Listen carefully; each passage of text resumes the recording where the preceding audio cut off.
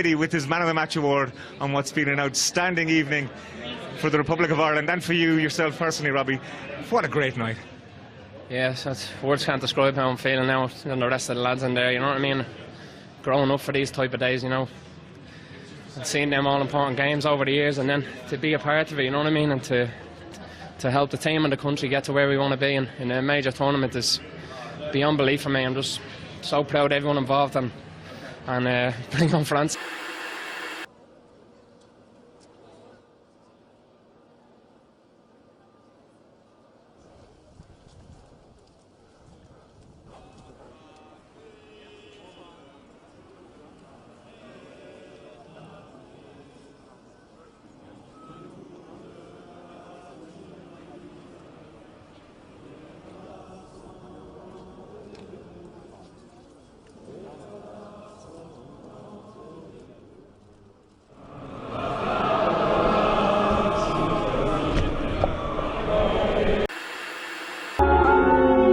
Musicians from across the country playing a concert for Paris.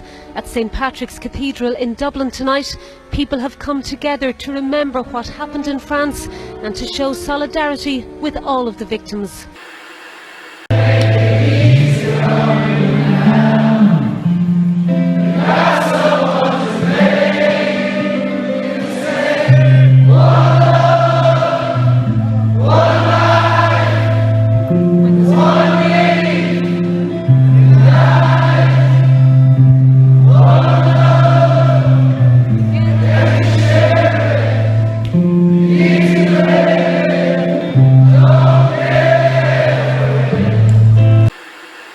Donald Trump talking trash. I didn't know Donald Trump was talking trash. Yeah, he said that she didn't have the fist bomb. She didn't have the what? You know, the bomb before you start the fight. She didn't do it. It's easy for someone that's not in there to comment, but it's different when you're in there. The emotions are high, so it is what it is. You either want to touch gloves or don't. That means nothing. So Donald can shut his big fat mouth. I don't give a f about Donald Trump. Okay.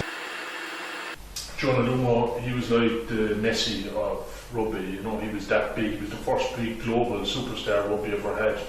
He was way ahead of his time. He was fast, he was big, and he was out in the wing. He was like a bullet coming at you.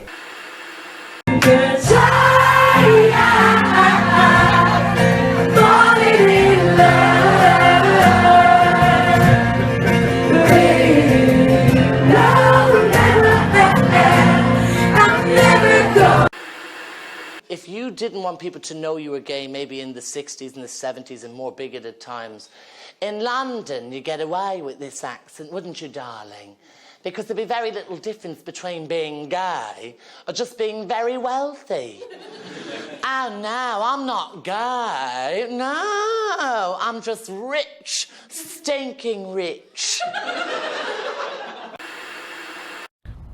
Quite an event. He's back to just one over.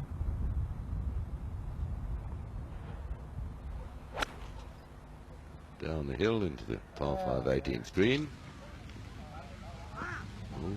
Settle. I don't believe it. Unbelievable. There's an Irishman down there. Just what about a leopard?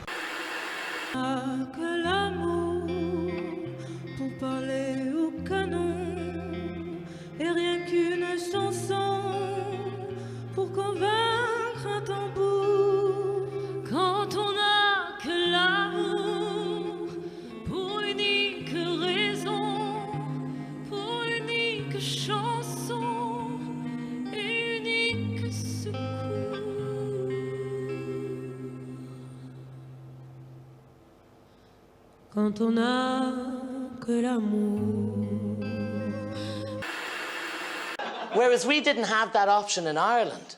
In Ireland, if you wanted to tell somebody you were gay, you had to do that so quickly. There were men in the 1980s in Dublin standing outside bars going, "Oh yeah, it was brilliant, Tony, had a great time, brilliant match, I tell you, and the wedding yesterday, absolutely brilliant." And then out of the corner of your eye, you'd spot a fella that you just knew was gay. And you go, 1 second, Tony, I'll be back to you in a minute. No, no, wait there, I'll be back to you in a minute. And you go over to him and go, hey, listen, 9 games, well, but you can't tell anybody, so I'll meet you back here about 9 p.m, all right? Talk to you later. By the way, loved your service, Father. Thanks, bye. Go on, Tony.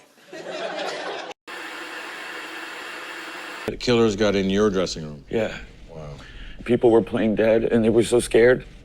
A great reason why so many were killed is because so many people wouldn't leave their friends.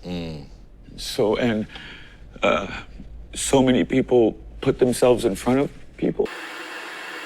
The plaintiff said of the experience, it frightened the shite out of me altogether, Lord Jesus. For his part, Mr Montague told the court, them culties is always here, all over the place, like cattle they are, smell a shite off them. The case continues. Ursula McCarthy, Dublin District Court for Art.